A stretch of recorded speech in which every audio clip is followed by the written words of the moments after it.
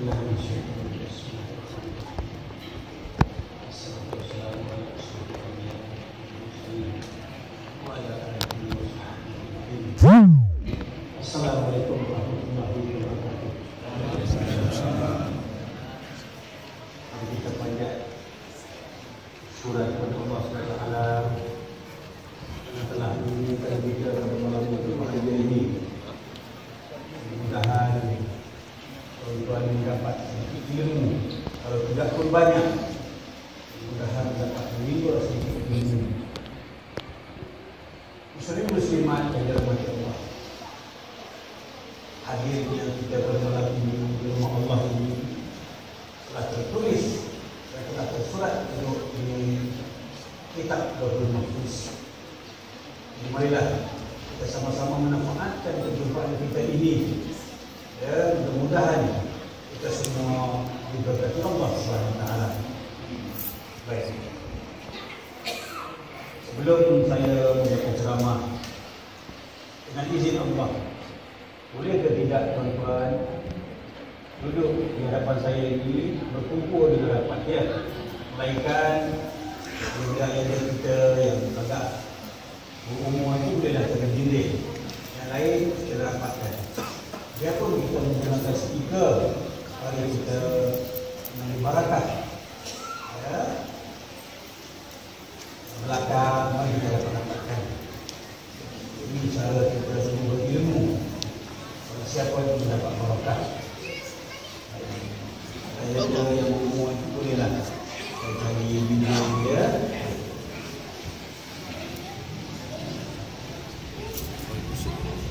Muslimat yang dirahmati Allah.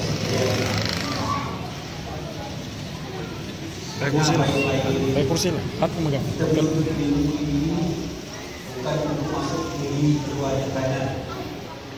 Ialah masuk kiri dan kanan itu hendak disemat dalam hati seorang. Lain padang, lain belalang, lain darat, lain tertutup. Ya, jadi pada malam ini mari kita sama-sama mengutip ilmu orang tua-tua terdahulu, ilmu guru-guru terdahulu, ilmu para raja-raja terdahulu, pengilmu-pengilmu terdahulu, dan ulama-ulama terdahulu yang kini hampir hilang di bumi ini.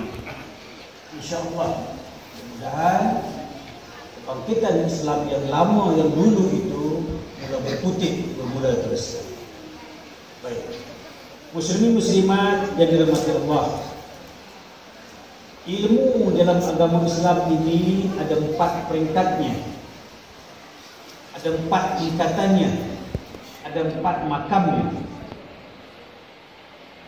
Ilmu dalam agama Islam ada 4 peringkat, 4 tingkatan, 4 makamnya. Pertama, ilmu syariat. Kedua, ilmu tarikat. Ketiga, ilmu hakikat.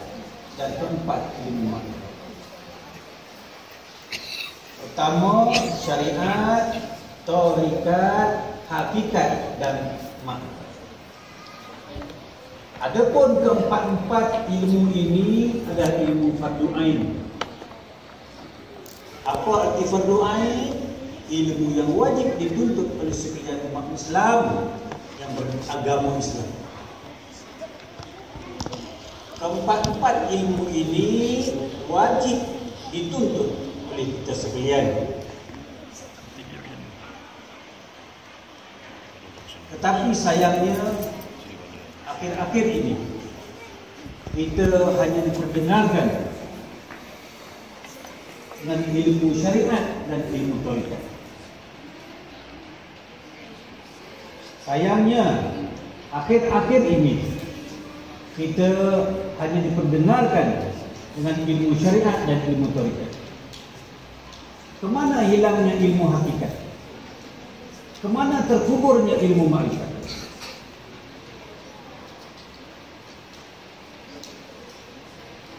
Sampai bila tuan-tuan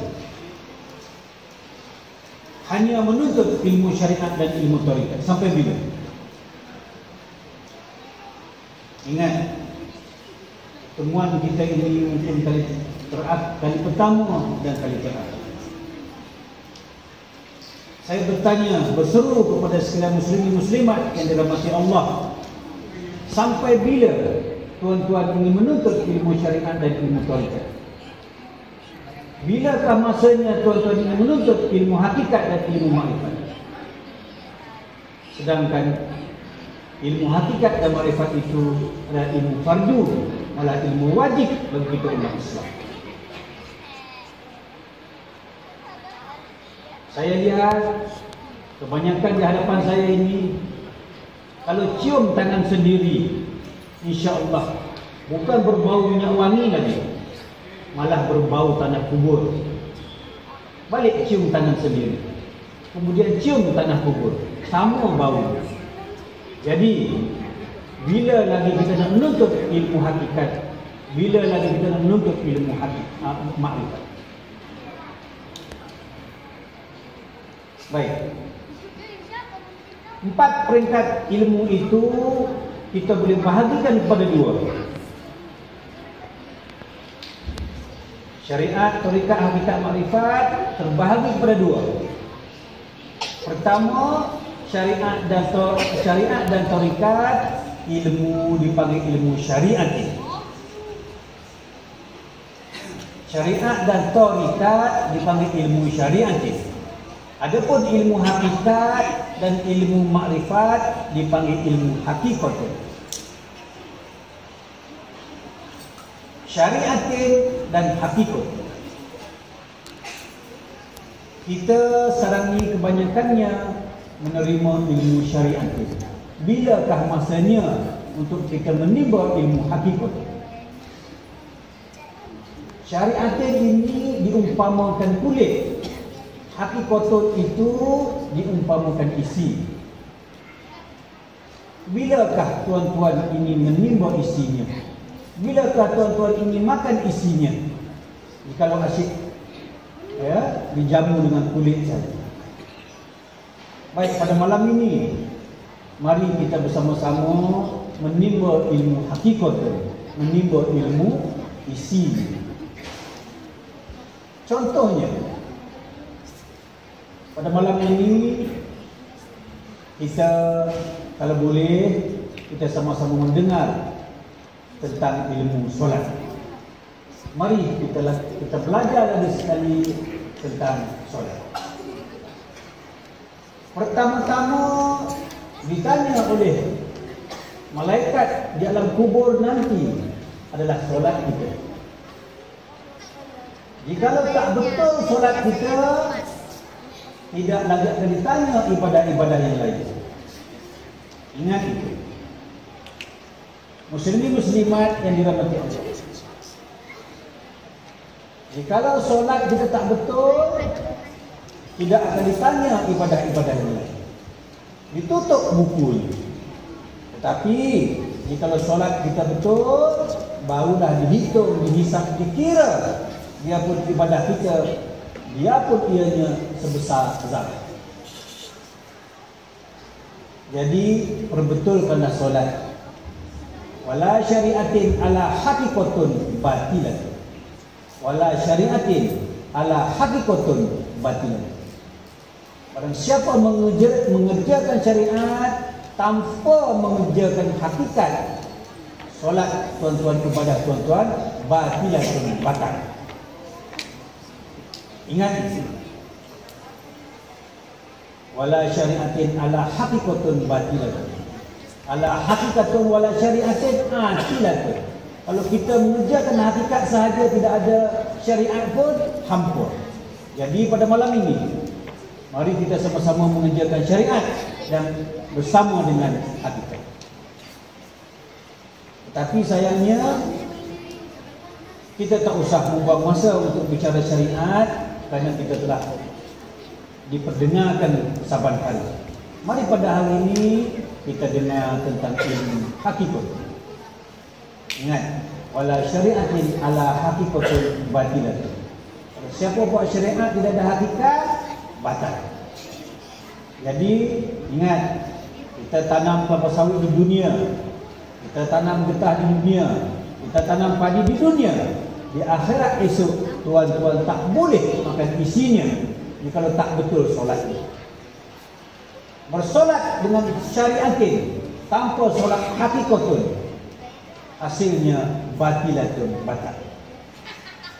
Ingat, kita menyangkul di bumi Allah, kita berhasrat untuk makan hasilnya di akhirat, tetapi tanpa kita sedari, orang siapa tidak menjaga solatnya, hasilnya kosong. Baik, bagaimanakah caranya untuk kita menyempurnakan solat syariatin beserta dengan hakikat? Muslimin muslimat yang dirahmati Allah, solat ini ada rukun dan ada hukum. Saya ulang lagi sekali. Solat ini ada rukun dan ada hukum. Rukun sebanyak 13. Semua orang tahu. Budak tadika pun tahu rukun 13. Kita tak usah buang masa pada malam ini. Mari kita belajar hukumnya. Tinggalkan perkara rukun, mari kita belajar hukumnya. Kalau rukun ada 13, hukum solat ada 3. Ya anak-anak yang dikasihi, minta jangan bercakap ya. Kalau boleh asingkan sekejap supaya tidak mengganggu ceramah kita. Ya, asingkan anak-anak, bukan kata tak nak bagi dengar. Ya, nak duduk diam-diam ya. Muslim muslimat yang dirahmati Allah. Adapun hukum solat itu ada 3. Fi'li, qauli, qalbi. Apa arti fi'li? Fi'li itu perbuatan. Kalaulah solat itu bergantung pada perbuatan, semua kita ini lulus 100%. Tidak ada cacat celanya. Tak boleh berdiri, duduk, ya, tak boleh duduk baring, boleh bersolat. Solat dari segi perbuatan, fi'linya lulus. Alhamdulillah. Pergi kepada hukum yang kedua, qauli, iaitu bacaan. Bacaan lafaz yang sempurna, kalaupun tidak sempurna, Allah Maha mengetahui. Lulus 100%. Fi'li, qauli, semua di masjid ini akan masuk syurga kerana lulus. Diterima oleh Allah. Cantik. Tetapi sayangnya, baik muslimah-muslimah, dia pun berada di luar, saya minta beri perhatian kepada ceramah ini ya. Baik, muslim-muslimat yang dirahmati Allah, hukum yang ketiga itu hukum qalbi. Hukum inilah yang kebanyakan kita gagal dalam bersolat. Mana yang dikatakan hukum qalbi?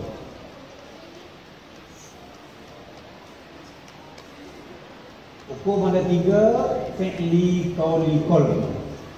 Mana yang dikatakan hukum qalbi? Barang siapa bersolat meninggalkan hukum, sah ke batal? Saya tanya, sah ke batal? Batilatun batal. Jadi tanya diri sendiri masing-masing yang ada di hadapan saya ini. Adakah solat kita itu dikerjakan dengan hukum qalbi? Fi'li lulus, qauli pun lulus, tetapi di mana hukum qalbi? Ini hukum tak boleh kita tinggal, batal solat kita. Jadi adapun hukum qalbi ada 7 peringkat, 7 bahagian, 7 makam. Kena hafal, kena belajar, barulah solat kita diterima Allah. Kenapa? Karena mula-mula ditanya di alam kubur esok adalah solat kita. Diperbaikilah, ya, berhati-hatilah dalam bersolat. Mana yang dikatakan hukum qalbi? Bersolat hendaklah dikerjakan dengan hukum qalbi. Hukum qalbi ada 7 makamnya. Pertama qasad, kedua ta'aruf, 3 ta'yin, keempat ihram, kelima mi'raj, keenam tamki, ketujuh keenam munajat, ketujuh tamki. Ya, qasad, ta'aruf, ta'yin, ihram, mi'raj, munajat dan tamki. 7 makam ini tak boleh kita tak tahu. Wajib kita tahu 7 perkara ini, barulah sempurna solat kita. Pertama qasad. Apa arti qasad? Qasad ini artinya menyatakan niat. Sebelum kita bersolat, hendaklah kita berniat. Innamal a'mal binniyat. Bermulanya sesuatu amal dengan niat. Mana yang dikatakan niat? Muslimin muslimat yang dirahmati Allah, ayahanda saya, Pak Imam, JK Masjid dan ayahanda-ayahanda, sahabat-sahabat, saya mohon ampun dan maaf. Seandainya ilmu saya ini mungkin ada yang tak pernah mendengar. Pada malam ini, mari kita sama-sama beri perhatian. Qasad artinya menyatakan niat. Mana yang dikatakan sebenar-benarnya? Sahaja aku sembahyang maghrib 3 rakaat, itu lafaz niat. Itu belum berniat itu. Itu sebelumnya saya mohon ampun dan maaf. Saya nak mengeluarkan kata-kata pun macam teragak-agak. Tetapi kerana berdiri di atas kebenaran, saya beranikan diri melafazkan. Yang tuan-tuan, lafaz itu bukan niat, itu lafaznya niat. Sahaja aku sembahyang maghrib 3 rakaat, isyak 4 rakaat, itu bukan niat, itu lafaznya niat. Mana sebenarnya? Kalau sekadar nak melafazkan niat, sebelum turun daripada rumah, Allah dah tahu dah tuan-tuan nak sembahyang maghrib. Allah dah tahu tuan-tuan nak sembahyang isyak. Kenapa nak diperulang? Ingat Allah itu lupa kan? Wallahu khalaqakum wa ma ta'malun. Aku buat kamu dan apa-apa kamu perbuat. Aku tak lupa kerana aku buat kamu, dan apa-apa kamu buat tu aku yang membuat. Aku tak lupa. Tak payah kamu ingatkan aku. Ini. Itu sekadar lafaznya niat. Mana yang dikatakan niat?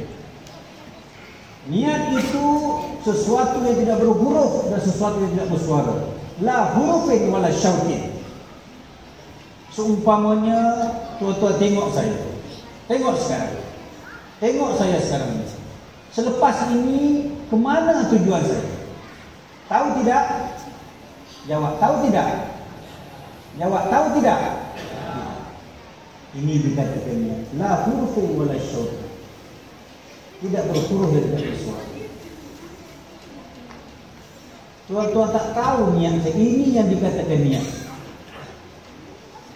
Yang kita ucap itu lafaznya niat. Mana niat? Bermakna gagal kita dalam beribadah. Innamal a'mal binniyat. Bermulanya amal dengan niat. Kita gagal dalam beribadah. Itu makanya saya mohon ampun dan maaf. Ya, seandainya tuan-tuan berkecil hati, selama ini kita beribadah, tetapi tak sangka malam ini jadinya batilan, kerana kita tak tahu pun nak berniat. Ini dikatakan hukum qalbi pertama, qasad. Qasad itu menyatakan niat. Selama ni kita sebut lafaznya niat. Niatnya mana? Baik. Yang kedua, barang siapa nak memulakan ibadah, barang siapa nak mengerjakan solat, hukumnya iaitu hukum ta'aruf. Ta'aruf ini artinya ta'arif. Ta'arif ini artinya sebelum kita bersolat, kita kena tentukan yang mana sunat, yang mana wajib untuk berjumpa Allah. Kita bersolat nak menghadirkan diri kita di hadapan Allah, nak menyerahkan ibadah kita kepada Allah. Tapi sayangnya tuan-tuan tak tahu nak bawa apa. Nak bawa apa jumpa Allah? Dia ada dua perkara. Satu, bawa yang sunat. Yang kedua, bawa yang wajib. Hukum ta'aruf menentukan mana sunat, mana wajib.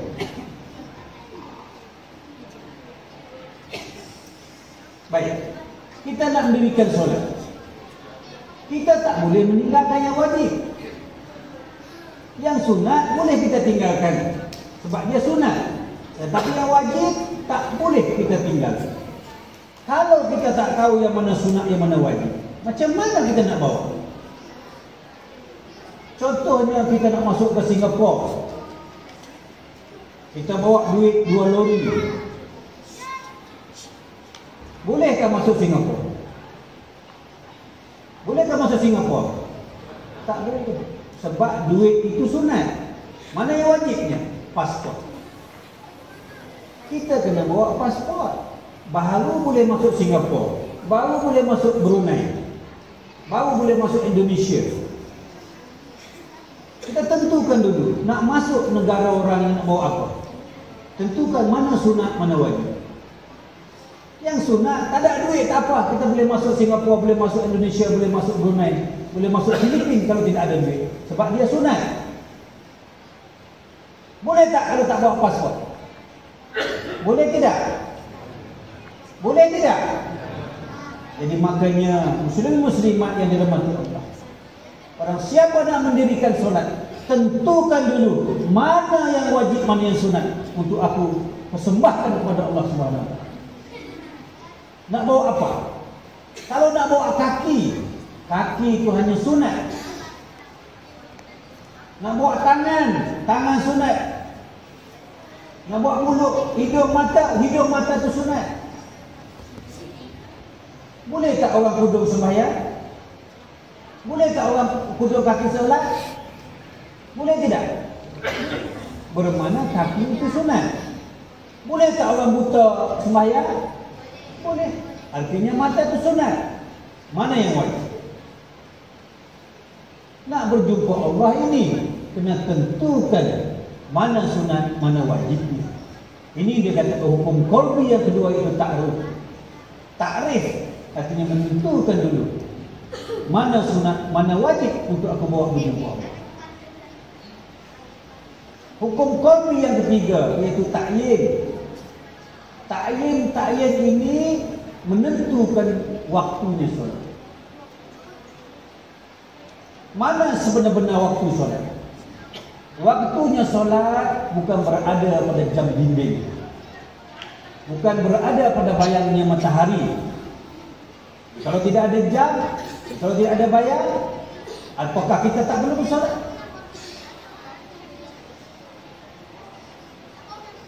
Ulama-ulama terdahulu hidupnya dalam gua yang tidak ada bayang matahari, yang tidak ada jam pun zaman dulu. Macam mana dia bersolat?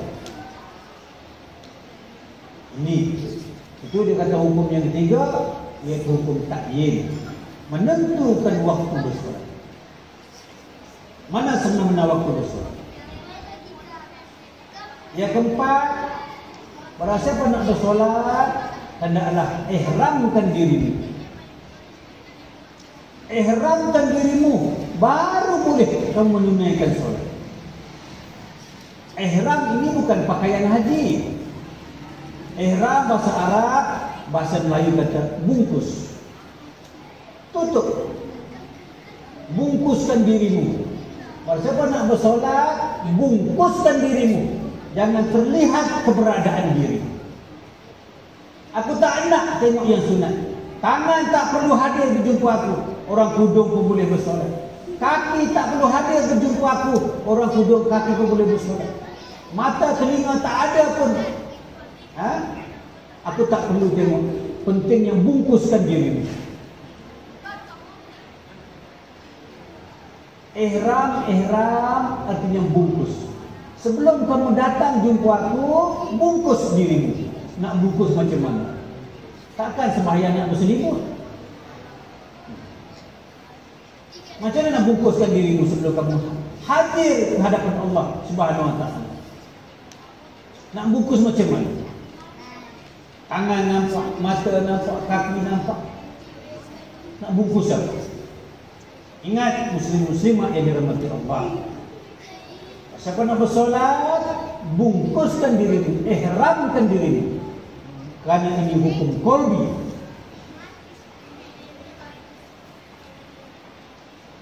Pergi kepada hukum yang kelima, yaitu apa? Mi'raj. Lepas ihram, mi'raj. Apa arti mi'raj? Kalau pengertian bahasa, kita kata mi'raj, Rasulullah naik ke langit. Mi'raj artinya sampai. Setelah kamu bungkus akan dirimu, hendaklah bersolat sehingga sampai. Mi'raj. Sampai ke mana? Sampai ke mana solat tuan-tuan? Sampai berdiri sahajakah? Sampai rukuk sahajakah? Sampai sujud sahajakah? Sampai tahiyat sahajakah? Sampai ke mana? Sampai 5 minit sahajakah? Sampai ke mana solat tuan-tuan? Cuba bayangkan. Nak sampai ke mana? Nak sampai ke mana? Nak sampai ke langit kah? Nak sampai ke bulan kah? Nak sampai ke mana? Jadi kalau kita tak tahu bersolat untuk sampai ke tahap mana, apa artinya? Tuan-tuan telah meninggalkan hukum. Ingat, wala syariatin ala hakikatun batilah. Orang siapa hanya tahu mengerjakan syariat, ibadahnya batal. Kita lanjutkan lagi. Lepas kita bungkus diri, hendaklah hadirkan diri itu biar sampai, yaitu mi'raj. Sampai ke mana? Naik hukum yang keenam, yaitu munajat. Barang siapa ingin bersolat, hendaklah bermunajat kepada Allah. Bermunajat bukan meminta-minta, bukan memohon. Bermunajat ini artinya apa? Berpandang-pandangan. Barang siapa nak bersolat, hendaklah sampai ke tahap berpandang-pandangan. Seumpama kita menilik cermin. Siapa yang kupandang? Malaikat aku pandang diriku sendiri. Ini yang dikata berpandang-pandangan. Yang menyembah itu adalah juga yang disembah. Bersolat ini biar nampak satu, jangan nampak dua. Itu dikatakan munajat, berpandang-pandangan. Jangan berpandang-pandangan itu nampak dua. Dia mesti nampak satu. Ini dikata berpandang-pandangan. Jangan bagi nampak dua. Itu maka dia suruh bungkus. Itu maka dia suruh sampai. Berpandang-pandangan. Biar nampak satu, jangan nampak dua. Yang ketujuh hukumnya tabdi. Tabdi artinya tetap. Tidak bergoncang, tidak bergoyang, melainkan teguh iman kita dengan ahad. Jadi di mana nak belajar hukum qalbi? Kalau tidak dengan guru-guru terdahulu. Guru-guru sekarang ini pelajarannya syariat, syariat, tarikat, syariat. Mana hilangnya, mana terkuburnya ilmu hakikat, mana perginya ilmu makrifat. Tanpa ilmu hakikat, tanpa ilmu makrifat, tuan-tuan tidak akan tahu hukum qalbi. Hukum qalbi ini hukumnya isi. Hukum syariat itu hukumnya kulit. Pecahkan kulit tempurung kelapa, baru kita nampak isi. Jangan sahaja tengok saja buah kelapa. Ya. Pada malam ini saya bagi buka minda tuan-tuan. Carilah, tuntutlah sebelum kita meninggal dunia. Saya ingin bagi satu cerita supaya tuan-tuan mendapat insafan daripada cerita ini.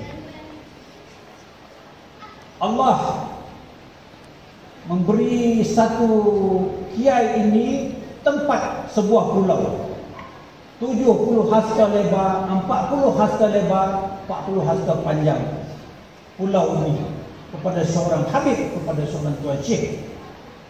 Kerjanya untuk beramal ibadah. 40 hasta lebar, 40 hasta panjang pulaunya, duduk bersendirian, hanya tahu beramal, puasa, sembahyang, zikir, solat, tidak ada kerja lain. Kemudian Allah bekalkan kepada Tuan Syekh Habib ini pohon delima dan air mata sebesar ibu tangan, memancut berbuah 24 jam. Itu pokok delima itu khasiatnya banyak. Maka buah delima saja boleh hidup sepanjang masa. Cimani, darah tinggi, buah delima. Itu ada jual produk delima kan, betul. Kemudian ringkaskan cerita, sampailah masanya ajalnya sampai. Datang Israel.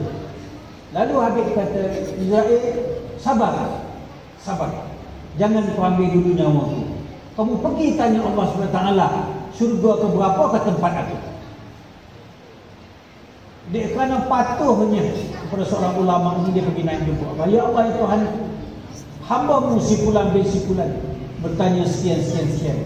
Allah kata apa? Perkhabarkanlah kepada hamba-Ku itu tempatnya neraka yang betul. Turunlah malaikat pergi jumpa Habib. Perkhabarkan apa yang Allah kabarkan. Wahai Israel, tunggu lagi, tunggu dulu. Kau periksa tempat aku ibadah ini. Batu tempat aku sujud yang melengkuk kerana kuatnya beribadah. Hitam dahi aku. Tak ada perempuan, tak ada judi, tak ada arak, tak ada rasuah, tak ada semua. Melainkan aku bersendiri beribadah siang dan malam. Kenapa tempat aku neraka yang ketujuh? Lalu patuhnya kepada seorang ulama, pergi dia jumpa Allah SWT, perkhabarkan cerita. Lalu Allah berkata, kabarkanlah kepada hamba-Ku itu. Dia bukan berkehendak kepada aku, dia berkehendak kepada nikmat aku, iaitu syurga. Kabarkan kepada hamba-Ku, jikalau dia berkehendakkan nikmat aku iaitu syurga, kabarkan kepada dia nikmat sebelah mata yang aku beri kepada dia itu tidak terbalas, tidak setanding biarpun solatnya melengkung batu. Dia berhajat selain pada Allah, dia berhajat kepada syurga. Syurga ini makhluk. Barang siapa berhajat kepada makhluk satu hari pasti binasa. Makhluk satu hari pasti binasa. Tidak ada makhluk sekekal sebagaimana kekalnya Allah. Syurga itu makhluk, pasti satu hari surga binasa surga. Kemana tuan-tuan nak bergantung pada? Berkehendak kepada surga, bukan berkehendak kepada aku. Nikmat surga itu berbanding nikmat sebelah mata yang beri kepada dia itu tidak terbalas, dia pun batu itu melengkung. Ingat, muslim-muslimat yang dirahmati Allah, bersolatlah dengan ikhlas. Jangan mengharapkan surga, jangan mengharapkan pahala, kerana pahala itu makhluk, surga itu makhluk. Mari kita mengharapkan Tuhan yang punya surga, mengharapkan Tuhan yang punya pahala. Ini kekal abadi. Tak usah mengharapkan makhluk. Pada malam ini, jam ini, saat ini, di masjid yang berbahagia ini. Mari kita mencari Tuhan ampunnya syurga dan menunggu Tuhan ampunnya pahala. Ada satu lagi cerita lawannya pada cerita ini. Hari keputeraan baginda raja. Berkabar telah kepada seluruh rakyatnya, hari ini hari keputeraan aku. Kamu mintalah apa yang kamu nak, akan aku kabulkan pada malam pada hari ini. Ada minta tanah, ambillah seluruh tawa ini, aku beri free saja kamu tanah. Tawa ini aku beri kepada kamu, ambil. Ini mau pangkat, habis Pak Imam lama berhenti, jenderal-jenderal lama berhenti, bagi dia pangkat. Nak isteri, ambil semua, aku bagi isteri. Semua kamu nak, aku bagi pada aku raja. Kau nak berapa bini, nak berapa tanah, nak berapa pangkat, apa dia aku bagi. Kemudian ada satu janda tua. Ya tuanku, aku ingin minta berkahwin denganmu ya tuanku. Dahlah janda tua lah. Kalau muda tu boleh juga berkira ya tu mami. Kemudian apabila raja berkata, wajib dikota, tak boleh nak tarik balik. Tengok, ini dapat tawa. Ini habis Pak Imam lama berhenti, habis bagi dia jawatan. Ini pula habis isteri-isteri orang dia kahwin habis. Tanah orang tanah kita, ladang orang ladang kita. Dan raja bagi. Tetapi yang tua bangka ni, yang janda tua ni, dia dapat apa? Rajanya dapat, tanahnya dapat, istananya dapat, pangkatnya dapat, negeri dia dapat, dia punya. Dia permasa. Itu juga kita dengan Allah. Barang siapa nak syurga, dapat syurga. Betul. Barang siapa nak pahala, dapat pahala. Boleh. Tetapi mana perginya Allah? Barang siapa pilih raja, syurga boleh, pahala boleh, nikmat boleh, segala-galanya boleh. Jadi pada malam ini mari kita ikhlaskan ibadah kita. Mari kita berhajat kepada pemiliknya syurga, pemiliknya pahala. Ini dia katakan ikhlas. Ya, tetapi ingat, seikhlas mana pun kita, jika tak betul solatnya, hukumnya apa? Batilatun batal. Baik. Masa ada lagi 54 minit ataupun 10 minit. Ya. Saya tak boleh terus-terus nak mengajar ilmu hakikatul. Kerana yang duduk depan saya ini berbagai-bagai peringkat umurnya, berbagai-bagai peringkat ilmunya. Ya. Mengajar ini bukan sembarangan, dia mesti dengan fatonah. Fatonah berarti bijaksana. Seorang ulama, seorang cikgu, seorang guru, dia mesti berfatonah, iaitu bijaksana melihat mana muridnya, tahap mana muridnya. Tak boleh nak dihaburkan. Kerana apa? Takut menimbul fitnah. Cukuplah saya bagi bayangan. Ya, ingat, barang siapa hanya mengerjakan syariat tanpa hakikat, hanya sia-sia ibadah. Penat kita menyangkul seluruh tanah tawar yang kita tanam, tetapi sayangnya tidak berbuah. Maukah tidak? Maukah tidak kalau tidak ada buah? Maukah tidak? Semua tak mau. Maka jikalau tak mau, marilah kita bermula pada hari ini, jam ini, saat ini. Biarpun kita sudah tua, Allah Maha mengetahui. Biarpun kita sudah tua. Kenapa? Kerana dulu kita tidak dapat khabaran, tidak ada orang menceritakan kepada kita. Pada malam ini sudah menjadi kewajipan, kerana sudah dikhabarkan. Wajib kena tunduk. Dulu tak apa, kerana kita tak tahu.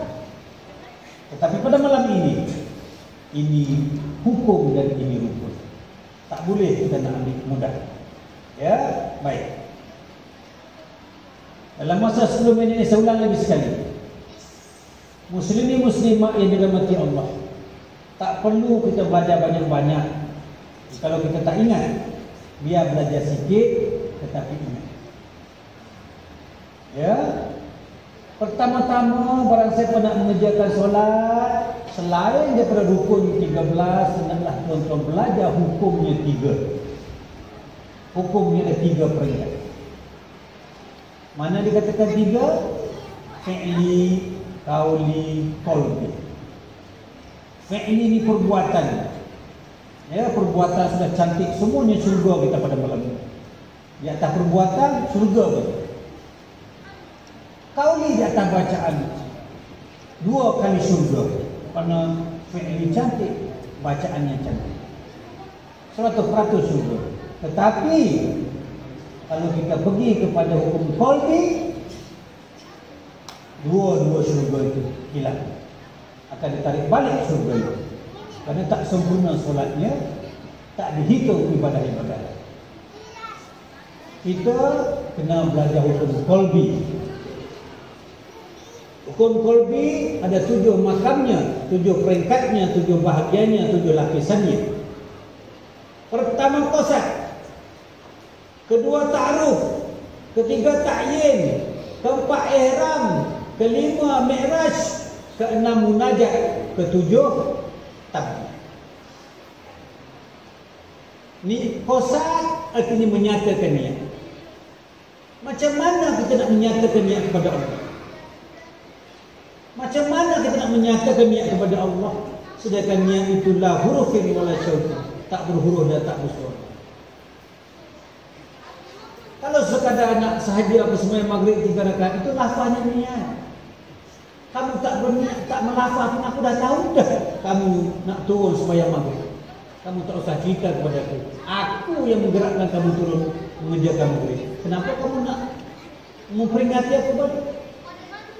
Contohnya, nak menggambarkan itu belum berniat, baru melafazkan niat.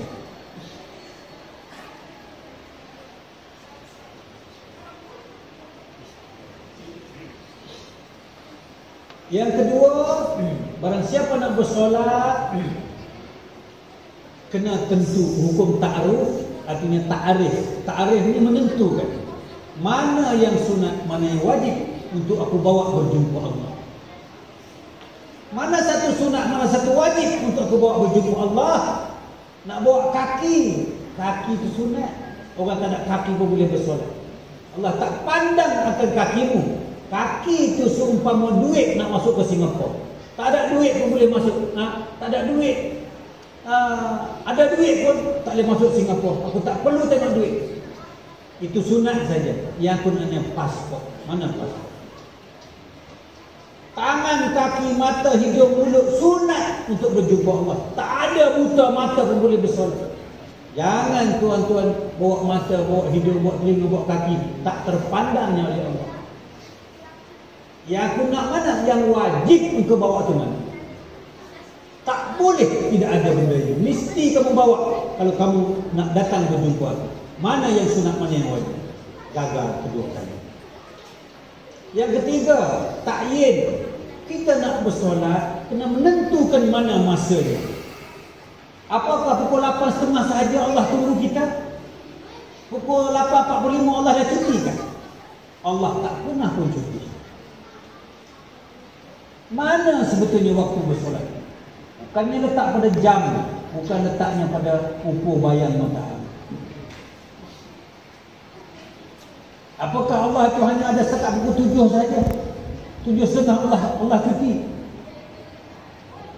Mana waktunya bersolat? Gagal kali ini. Keempat, kalau siapa nak mengerjakan solat, hendaklah apa? Bungkusnya apa? Ihram. Ihramkan dirimu, baru kamu boleh datang jumpa. Bungkuskan dirimu dulu, baru boleh datang jumpa. Aku tak nak tengok yang sunat itu, bawa yang wajib. Nak bungkus apa? Nak bungkus kaki, kita boleh nampak kaki. Nak bungkus dengan kain selimut, nanti orang kata tak apa sihat pula. Semua yang bungkus dengan kain selimut. Nak bungkus apa? Gagal. Yang kelima,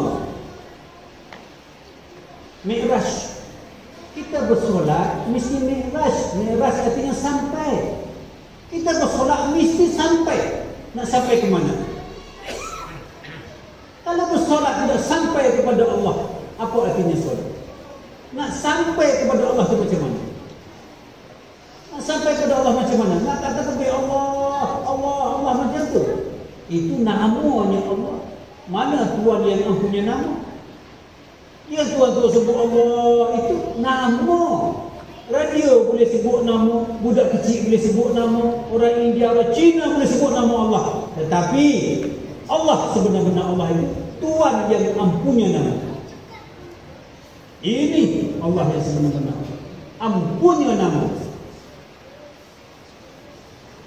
Jadi kalau kita tidak tahu di situ nak sampai ke mana? Hanya tahu sebut nama Allah. Tuhan ampunya mana? Nak bagi barang. Siapa yang bernama Muhammad sini? Siapa bernama Muhammad? Mana Muhammad? Sampai ke tidak? Kalau hanya sebut nama saja? Muhammad, mari sini Muhammad, bangun. Awak nama Muhammad kan? Ambil ni. Ya, ini Muhammad ya. Ini Muhammad. Sampai tidak? Sampai Tuhan ampunya nama datang. Tadi kita panggil saja Muhammad. Nama saja. Mana Tuhan ampunya nama? Ini Tuhan ampunya datang. Sampai tidak? Tapi kalau Tuhan tidak mengenal Tuhan ampunya nama, sampai tidak? Gagal. Ini dikatakan mi'raj yang sampai. Jangan main buat saja, itu perbuatan. Allah tak tengok perbuatan itu. Baik, Muhammad, sini Muhammad. Di depan saya. Kita sebelum bersolat, kita berjanji, kita beri ikrar kepada Allah. Inna solati wa nusuki wa mahyaya wa mamati lillahi ta'ala. Semua hidup mati ibadah dunia akhir aku serah kepadamu ya Allah. Betul tidak? Kita nak menyerah ibadah solat kepada Allah. Betul tidak jawab? Betul ke tidak? Tengok nak jawab pun tak semangat. Saya daripada Kelantan jauh datang ke bumi Sabah ini. Macam mana seorang penceramah nak semangat tanya pun tak jawab? Sampai mana tadi? Baik. Jikalau kita nak bersolat, ya, kita nak serahkan ibadah solat kita kepada Allah, betul tidak? Baik, saya nak bertanya kepada muslimin-muslimat yang dirahmati. Ini nak bersolat ya? Nak serah semua kepada siapa? Kepada Allah. Baik. Mana bahagian kamu untuk serah kepada Allah? Mana bahagian kamu? Berdiri kaki siapa yang bagi berdiri? Tangan angkat siapa bagi angkat? Siapa yang bagi semua ini? Mana bahagian kamu untuk aku? Tadi kamu kata nak serah kepada aku kan? Mana? Duduk. Ini muslim-muslimat yang dirahmati. Kita nak serah apa? Berdiri, aku yang bagi kamu berdiri.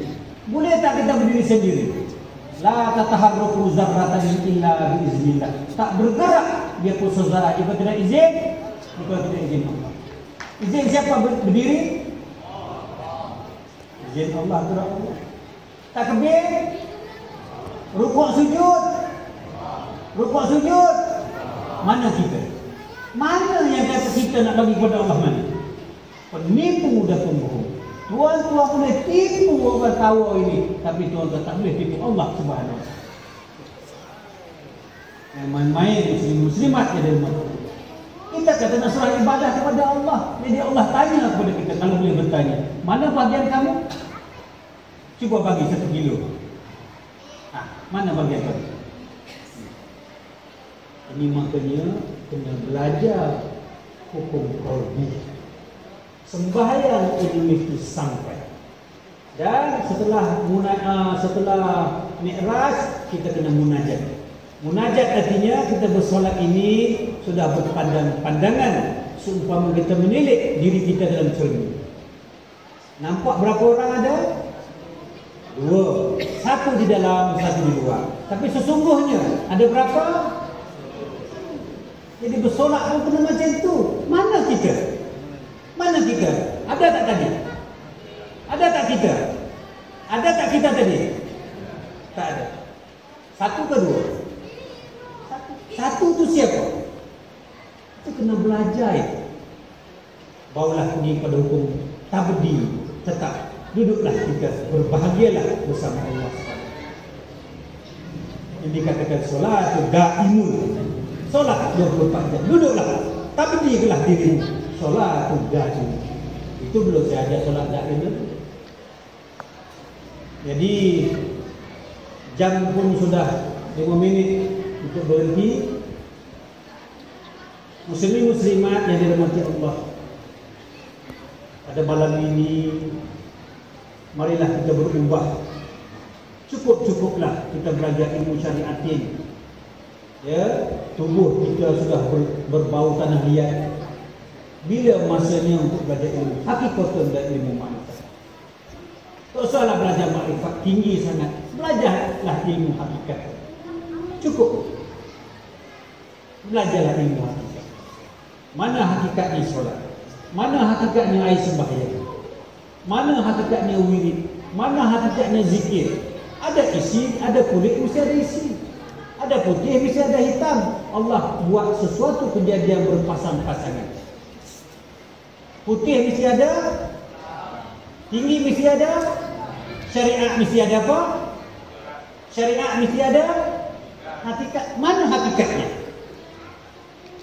Putih tuan-tuan kata ada hitamnya, tinggi tuan-tuan kata ada rendahnya, besar tuan-tuan kata ada kecilnya. Syariat adakah hakikat? Jawab, adakah hakikat? Mana hakikatnya? Mana hakikatnya solat? Begitu juga berwudu. Berwudu ini artinya menyucikan zahir dan batin. Tuan-tuan ni pembohong semua. Sebab apa saya kata bohong? Usah kata nak cuci batin, zahir pun tak lepas. Takat siku, takat buku lali saja. Tempat lain Allah tak nampak kah? Tempat lain Allah tak nampak kah? Kenapa tuan-tuan tak cuci? Kata berwuduk suci zahir dan batin. Tuan-tuan jawab batin, zahir pun tak lepas. Macam mana cara kita berwuduk nak jumpa Allah? Belajar. Mana dikatakan air wuduk mana? Air wuduk itu air mutlak. Air mutlak tidak berbau, tidak bertukar warna dan suci lagi menyucikan. Mana tuan-tuan nak cari air tidak berbau? Air pahit bau klorin, air sungai keruh. Dan air wuduk, air mutlak ini, dia pun terkena di atas kulit kita ni. Terkena satu titis pun, dia akan cuci zahir dan batin. Najis kita dalam perut ini pun akan jadi bersih. Ini dikatakan air mutlak, suci lagi menyuci. Mana nak cari air suci lagi menyucikan? Bukan di langit dan bukannya di bumi air mutlak. Air mutlak ini yaitu air nurani. Air nurani bukan berada di dalam dada. Air nurani bukan berada di luar dada. Barang siapa berjumpa dengan air nurani, inilah bahawa sebenar-benar air suci lagi menyucikan. Itu ilmu hakikat. Kita belajar syariat hakikatnya mana? Nak belajar lagi ilmu hakikat. Seumpama kita berzikir, Subhanallah, Subhanallah, Subhanallah, Maha Suci Allah, Maha Suci Allah. Itu zahirnya, syariatinnya. Kalau pergi hakikat, Allah bertanya, memang aku sudah suci. Kenapa kamu nak berus, nak melorokkan aku? Kenapa kamu nak sucikan aku? Kan aku sudah suci dah. Aku sudah suci dah. Kenapa kamu nak sucikan aku? Mana hakikatnya zikir subhanallah? Maha suci Allah, Maha suci Allah. Duduk di mana sucinya Allah? Sebut Allah Akbar, Allah Akbar, Allah Akbar, Allah Maha Besar, Allah Maha Besar. Bila yang itu kecil? Mu tak tahu lagi kah aku ni besar? Itu mengaji hakikat. Sebut itu dia tahu. Allah Maha Besar, Allah Maha Besar. Besar mana Allah? Aku buat berpasang-pasangan. Jikalau besar ada kecilnya. Pandai kamu sebut besar. Mana kecilnya? Jikalau kamu tak tahu kecilnya aku, macam mana kamu tahu besar? Macam mana kamu tahu hitam kalau kamu tak kena putih? Macam mana kamu tahu sakit kalau tak pernah kena sihat? Macam mana kamu tahu besarnya aku kalau kamu tidak tahu kecilnya? Sebut saja. Allah Akbar, bohong. Tak tahu apa kecilnya Allah. Aku buat berpasang-pasangan. Tinggi ada rendah, besar mesti ada kecil. Kamu kena tak kecil? Kalau kamu tak kena kecil, macam mana kamu kena besar? Kalau kamu tak kena putih, macam mana kamu kena hitam? Kalau kamu kena tak kena suci, macam mana kamu tahu kotor? Nak tak kena sebesar mana Allah?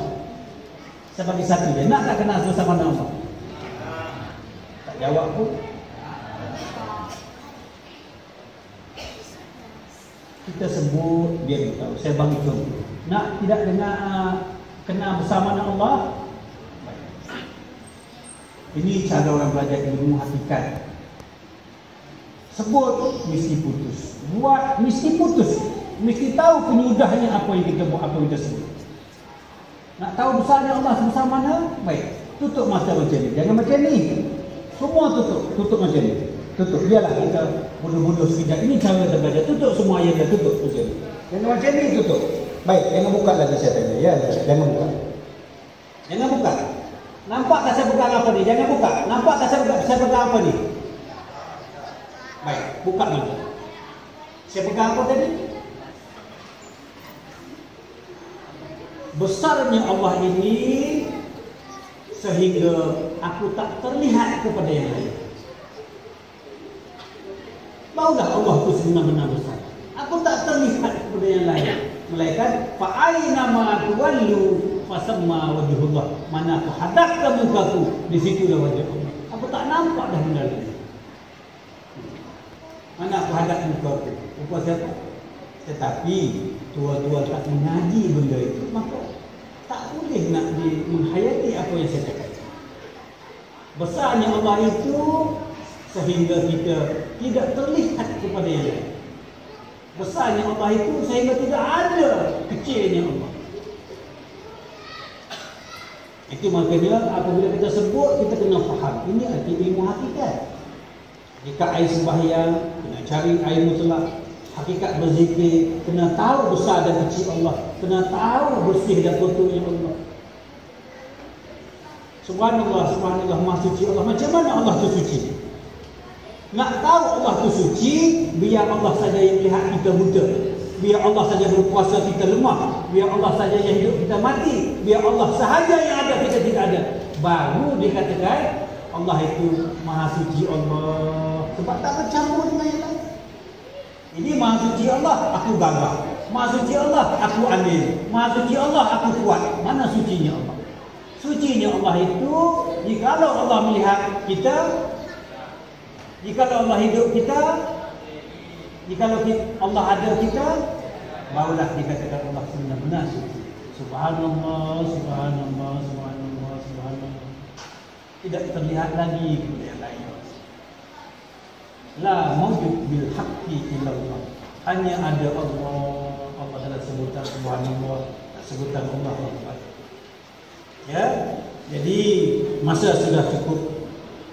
Saya mohon ampun dan maaf olehnya dan para guru di hadapan saya.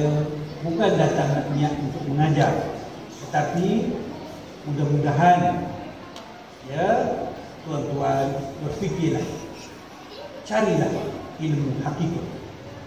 Cukup-cukuplah belajar ilmu syariatin kerana kita sudah tua. Berilah kepada budak-budak.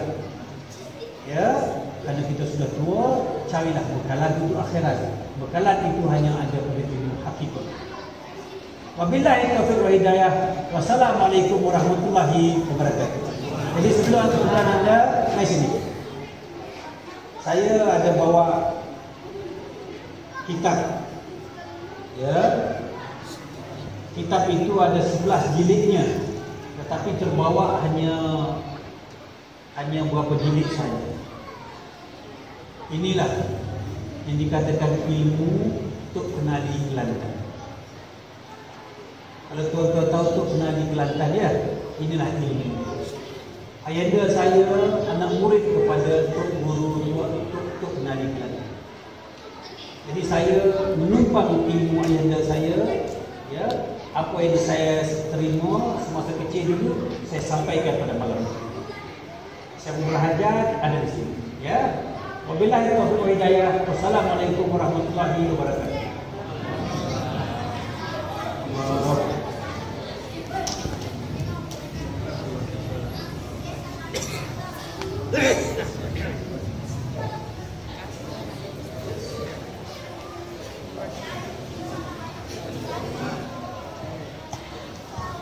Alhamdulillah, itulah yang telah disampaikan oleh Tuan Haji Sari. Mudah-mudahan apa yang telah disampaikan itu menambahkan ilmu kita pada malam ini. Alhamdulillah. Terima kasih diucapkan kepada Tuan Guru beserta rombongan.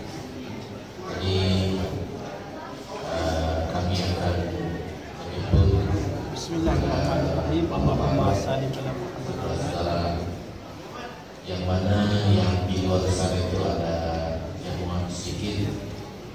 Jadi diminta kepada budak-budak jangan bercampur dengan orang tua, ya. Orang tua yang duduk di meja, ya, semuanya orang tua. Budak-budak di bawahnya, insyaallah.